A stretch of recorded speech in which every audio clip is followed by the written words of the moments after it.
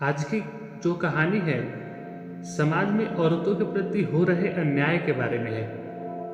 घर में जब से लड़की जन्म लेती है तब से लेकर जब तक वह इस दुनिया में रहती है तब तक हर कदम कदम पर उन्हें यह समाज द्वारा एहसास दिलाया जाता है कि तुम एक महिला हो।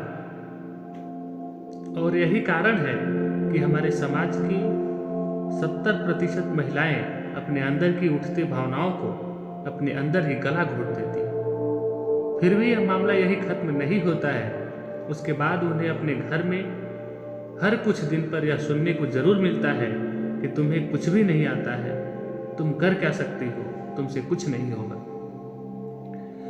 फिर भी सब कुछ हंसते हंसते सहन कर लेती है और अपना जीवन अपने परिवार की खुशी के लिए हंसते हंसते कुर्बान कर देती है, क्योंकि नहीं वह अपने लिए सपने देखती है और नहीं वह अपने बारे में कभी सोचती है।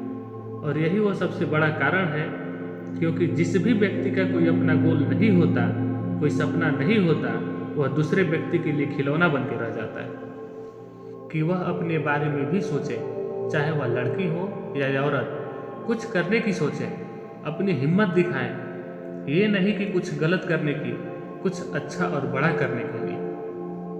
चलिए अपनी हक की लड़ाई के लिए 4 पंक्तियां सुनाते हैं। अपने हक की लड़ाई लड़ना मेरी मजबूरी नहीं, जरूरत है। तुम चाहो तो कुचल दो, जला दो या लाठियां बरसा दो। ये सवाल पूछना मेरी आदत नहीं, हिम्मत है। हर बातों पर राजनीति करना बेशक तुम्हारा पेशा है। हर गलत को सहना अब ना मेरे बस का है। तुम्हारे इस झूठ को नंगा करना ख्वाब नहीं, अब हकीकत है। कुछ कहा नहीं चिल्लाकर जब तक तुम पर भरोसा था, अब तुम चाहो तो हर पैंतरा लगा दो। चीखेंगे हम, लड़ेंगे हम, ये धमकी नहीं मेरा हौसला है। अपनी हक की लड़ाई लड़ना मेरी मजबूरी नहीं, जरूरत है। तुम चाहो तो जला दो, कुचल दो या लाठियां बरसा दो। ये सवाल पूछना मेरी आदत नहीं, हिम्मत है। माध्यम से बताते हैं, ध्यान से सुने कि कैसे लड़कियों की आवाज़ को दबाया जाता है। इससे पहले आप सब इस कहानी में खो जाएं, इस चैनल को सब्सक्राइब जरूर करें। चलिए कहानी शुरू करते हैं। आज नमिता की विदाई थी। कल रात में शादी हुई थी, सुबह 7 फेरे चल रहे थे। अब विदाई का समय हो चला था, लेकिन नमिता ने जिद पकड़ ली थी कि आज उसका LLB का आखिरी पेपर है और उसे वो पेपर जरूर देना है, वरना उसकी 5 साल की मेहनत बेकार हो जाएगी। आखिर जरूरत क्या है तुम्हें अब पढ़ने या पेपर देने की? इतना अच्छा लड़का मिल गया है, फिर अब पेपर देकर क्या करोगी? अब तो तुम अपनी गृहस्थी बसानी है ना। आलोक के साथ मिलकर उसके घर को सजाना है। नमिता की मम्मी आशा देवी अपनी बेटी को समझा रही थी। अब बारातियों को भी दुल्हन की जिद के बारे में पता लग गया था, तो दुल्हा महोदय आलोक भी नमिता को समझाने अंदर आए और बोले, नमिता, क्या तुम्हें मुझ पर भरोसा नहीं है? क्या मैं तुम्हारे खर्चा नहीं उठा सकता? नमिता बोली, मुझे आपकी क्षमता पर कोई संदेह नहीं है। मुझे मालूम है मुझे एक सम्मान की जिंदगी दोगे, लेकिन मुझे अपनी एक पहचान बनानी है। बहुत जी ली एक पिता की बेटी बनकर, अब मैं बनकर जीना चाहती हूँ नमिता, आलोक की पत्नी बनकर नहीं। मैं चाहती हूँ कि सब मुझे नमिता के नाम से पहचाने, वकील नमिता राठौर। नमिता की बात सुनकर सब उसकी तरफ देख रहे थे। किसी को कुछ समझ नहीं आ रहा था कि वह क्या कहना चाहती है। आशा देवी, नमिता की मां ने नमिता के सिर पर हाथ फेरते हुए बोली, मेरी लाडो, तेरे मन में क्या चल रहा है, मुझे बताओ। नमिता ने बोलना शुरू किया, मम्मी, जब से मैंने होश संभाला है आपको घर में पीसते हुए देखा है। गृहस्थी का काम तो आपका पीछा ही नहीं छोड़ना चाहता था। थोड़ी और बड़ी हुई तो पता चला कि आपने अंग्रेजी विषय में MA कर रखी थी, लेकिन घर में आपकी हालत एक अनपढ़ से भी गई गुजरी थी। आपने ही हमेशा हमें पढ़ाया, आगे बढ़ने का हौसला दिया।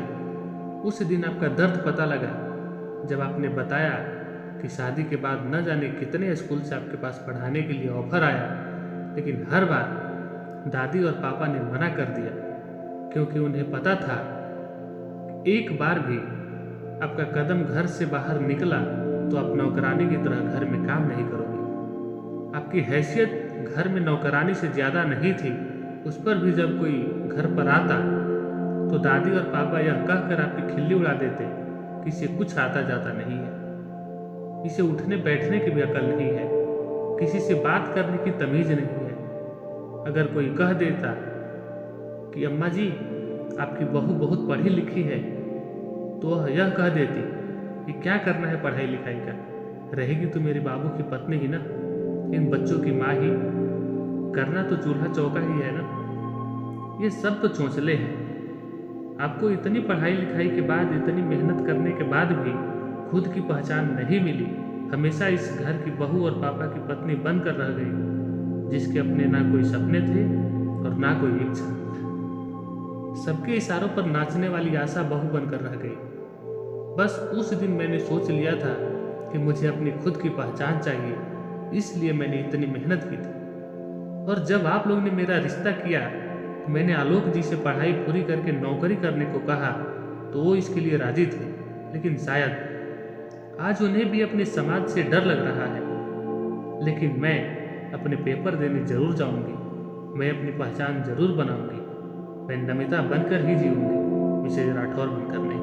मुझे माफ करना नमिता। इस समय नई शादी के जोश में मैं अपना वादा भूल गया था, लेकिन मैं तुम्हारे सपने के खिलाफ नहीं हूँ। तुम्हारा पेपर दिलवाने मैं खुद चलूंगा, जल्दी करो, देर हो जाएगी। फिर आलोक ने अपने पापा की तरफ देखा तो वो बोले, जल्दी जाओ बेटे, बहू का पेपर दिलवाने के लिए, नहीं तो छूट जाएगा। हम लोग अपनी समधी के पास ही तुम लोग का इंतजार कर रहे हैं। चलिए समधी जी, मेहमानों को खाना का इंतजाम किया जाए। बेटी को पेपर जाने को देख नमिता की माँ की आंखों में आंसू का धारा बह निकला था। उन्हें पता ही नहीं था कि उनकी बेटी ने उन्हें कितनी गहराई से समझी थी। उसे भी तो अपनी पहचान चाहिए थी, लेकिन उसकी पहचान मिल नहीं सकी। लेकिन उसने अपनी बेटी को इस लायक बना दिया था कि वह अपनी पहचान बनाने के लिए निकल पड़ी थी, जिसके बीच में उसने अपनी विदाई को भी बाधा नहीं बनने दिया। 3 घंटे बाद आलोक और नमिता वापस आए। नमिता बहुत खुश थी कि उसे इतना समझदार पति मिला है। दोपहर खाने के बाद नमिता की विदाई हुई। आज सच में आशा देवी को अपनी बेटी को विदा करते समय उस पर फक्र हो रहा था। वह निश्चिंत थी कि उसके मन में कोई डर नहीं था। उसकी बेटी अब आत्मनिर्भर बन चुकी थी। ऐसी विदाई देखकर हर कोई नमिता का साहस का तारीफ कर रहा था। अब आशा देवी भी अपनी जिम्मेदारियों से मुक्त हो चुकी थी। अगले दिन आशा देवी के पति बाबू साहब उसके पास आए और बोले, आशा मुझे माफ़ करना, मैं तुम्हारा दर्द समझ नहीं पाया। अब मैं तुम्हें वो समय तो वापस नहीं दे सकता, लेकिन अपनी पहचान बनाने की उम्र नहीं होती है। तुम जो चाहो कर सकती हो। पति की बात सुनकर आशा देवी आश्चर्यचकित थी। उसे तो उम्मीद ही नहीं थी कि उसकी जिंदगी में ऐसे दिन भी आएंगे। आशा देवी को भी लग रहा था उसे भी आज पंख मिल गए। आशा देवी के मन में नई आशाएं जग गई थी। नई उम्मीदों के पूरा होने का आशाएं दिल में उठने लगी थी। विदा होते होते उनकी बेटी उनकी पहचान की रास्ता खोल गई थी। नमिता अगर खुलकर नहीं बोली होती तो शायद वो भी अपनी माँ की तरह घर में ही घुट घुट करके रह जाती। इस कहानी से हमें यही सीख मिलता है, लड़ना सीख, तू पहचान अपने आप को। तू कायर नहीं है, बता अपने आप को। हौसला रख, तू वक्त साथ देगा। तू बोल खुलकर, जताए अपने आप को। संयम दिखा, तू भी निखर कर आएगा। मेहनत कर, तू तपाए अपने आप को। बदलना तो तुझे भी पड़ेगा। आईना ले, तू दिखाए अपने आप को। मित्रों, ये कहानी और सीख कैसे लगी प्लीज़ कमेंट करके ज़रूर बताएं और अपने मित्रों के साथ या अपने परिवार के साथ शेयर ज़रूर करें। धन्यवाद।